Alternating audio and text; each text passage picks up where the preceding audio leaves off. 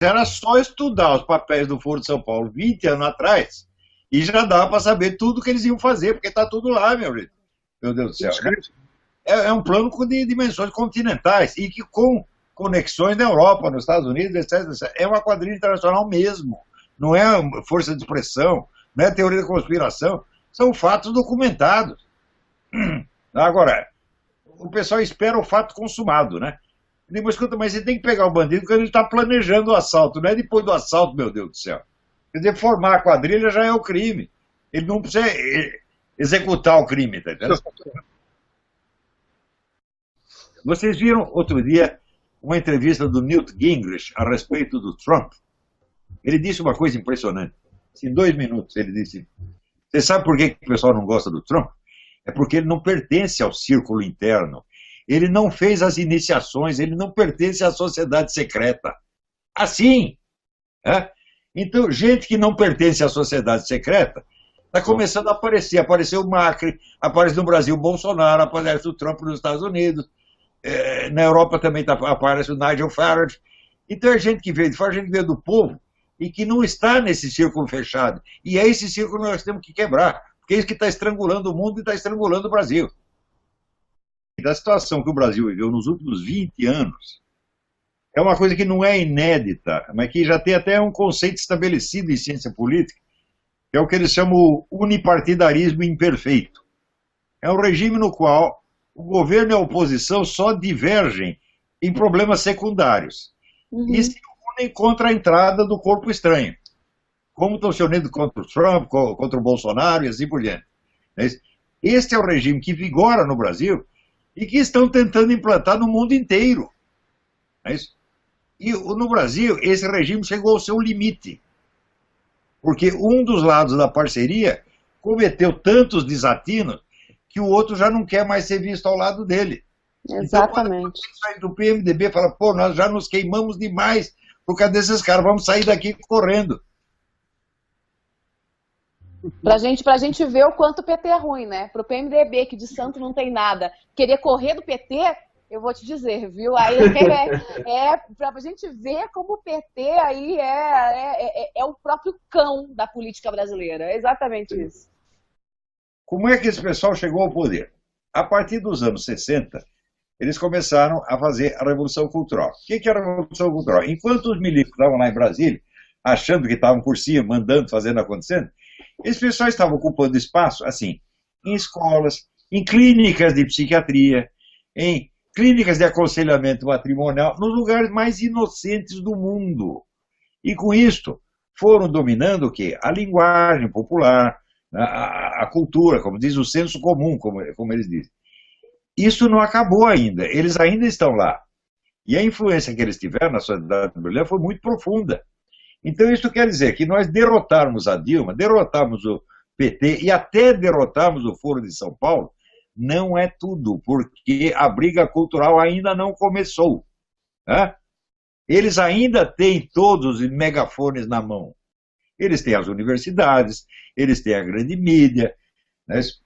Eles têm o show business, pergunta aí para o Lobão. Nós temos que tirar essa gente de todos esses lugares. E quando não sair o último, nós não estamos garantidos. Nós temos que pensar aqui, assim que nem o Hernán Cortés, né? O Hernán Cortés fez a guerra lá contra os astecas, e quando os astecas se renderam, ele falou, então acabou a guerra. Daí tinha os índios das tribos menores, aliadas com ele, que era onde os astecas colhiam escravos para arrancar o coração. Os índios falaram, acabou a guerra, coisíssima nenhuma. Se deixarmos desses caras vivos, eles vão fazer tudo de novo amanhã ou depois. E daí decidiram, não foi o Cortés, não foi os índios, decidiram acabar com os astecas. Nós temos que fazer a mesma coisa, temos que tirar até o último asteca que tiver em qualquer escola, igreja, sindicato, tem que tirar todos. Aí sim, nós temos que, vamos dizer, passar o Brasil a limpo. Sim, de alta mar, não é só na superfície, não. Porque Brasília é a superfície, Brasília é a espuma em cima do mar. Para aquilo que o que você vê do mar? Você vê só a espuma. Agora você pensa que o mar acaba ali? Não, tem 10 mil metros de profundidade. Então, a grande luta, a grande antirrevolução cultural começa agora. Tirar a Dilma é só um símbolo, né? É que nem o Miyamoto Musashi no filme, né? Tem que matar o símbolo primeiro, né? Mas o símbolo é tudo. Depois de matar o símbolo, aí começa a luta.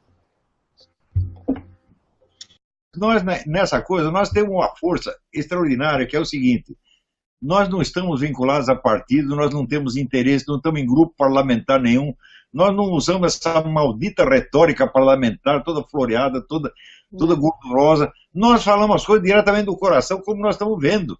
E aí Goethe dizia, não há força maior do que a personalidade humana. Isso aí nós temos, esses caras não têm personalidade nenhuma, é tudo homem de papelão, tudo homem de isopor. Você está entendendo? Então, a gente falando do coração, a gente acerta no coração, pô. É isso que tem que ser. E as pessoas estão vendo, tá vendo eu, você, o Alan, o Lobão. Quem são esses caras? Que partido eles são? São candidatos a alguma coisa? Ninguém aqui é candidato a nada, tampouco nos lixando para essa porcaria, né? Então o pessoal falou, não, o Bolsonaro tem que convidar você para ministro da Educação. Eu disse, se o Bolsonaro foi eleito, me ofereceu o cargo, eu vou dizer o seguinte para ele. Ó, doutor, assim, eu aceito ser seu conselheiro particular, o senhor me pagando do seu bolso um salário simbólico de R$100. Isso eu aceito. Cargo público, não. Nenhum de nós foi feito para cargo público, nenhum de nós para ser senador, nem deputado. Nós somos apenas cidadão brasileiro falando do que nós estamos vendo com os dois olhos da cara. E as pessoas sentem isso, elas sentem a sinceridade, sentem a verdade que está falando.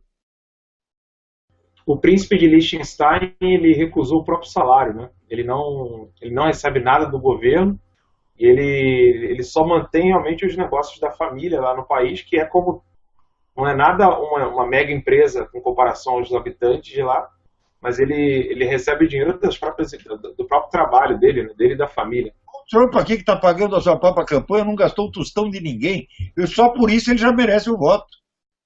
Porque os outros lá já se corravam preso com 500 lobistas. Daí tem que atender todo mundo. Ele não é comprável, porque ele já se comprou a si mesmo e já pagou, já está quitado. Né?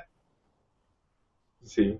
Perguntaram aqui sobre o Trump, aqui fizeram várias perguntas falando da inconsistência dele, o que o senhor poderia comentar. Aproveitar a brechazinha só para o senhor poder comentar um pouquinho, porque o pessoal está muito perdido com relação às eleições americanas. Isso aí é meio coisa de criança.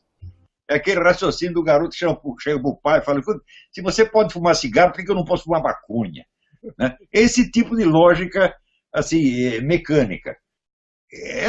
Veja, incoerência todo mundo tem, meu Deus do céu. Se você procurar as obras de Aristóteles, tem incoerência. Se você procurar as obras de São Tomás de Aquino, tem alguma incoerência sempre há.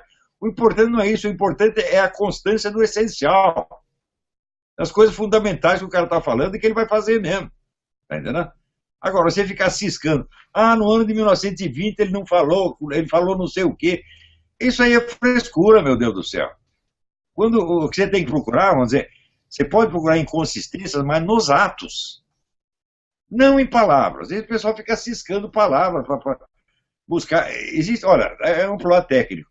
Existe o que é uma incoerência lógica, existe o que é uma incoerência substantiva, ontológica, real. A incoerência lógica pode ser um simples erro de expressão, um erro de raciocínio que o cara cometeu, isso aí não importa.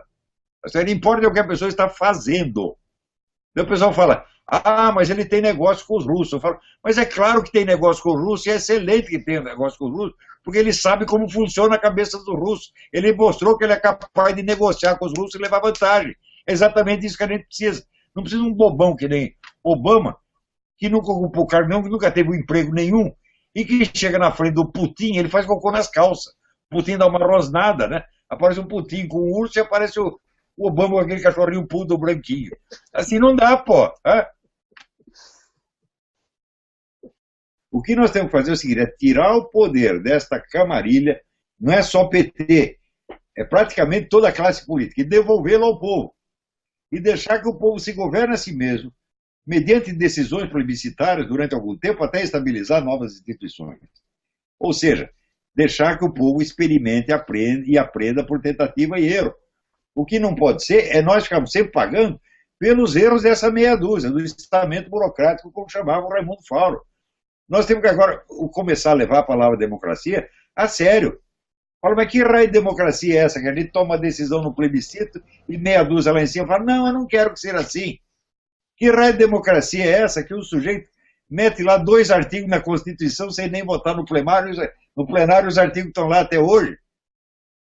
Quer dizer, que democracia é essa onde você eleger um deputado custa mais do que tudo que ele vai ganhar durante o seu mandato e, portanto, é onde você está praticamente obrigando o nego a entrar na corrupção.